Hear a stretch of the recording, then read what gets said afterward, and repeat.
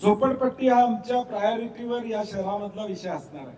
पंतप्रधान आवास योजना असू दे किंवा वेगवेगळ्या रिडेव्हलपमेंटच्या माध्यमातून असू दे, आता 200 स्क्वेअर फूट 300 स्क्वेअर फूट मध्ये राहणाऱ्या माणसाला चांगलं घर देणे, शौचालयाची उपलब्धता या ठिकाणी करून देणे, तिथं पब्लिक ओपन स्पेस त्या झोपडपट्टीमध्ये असला पाहिजे।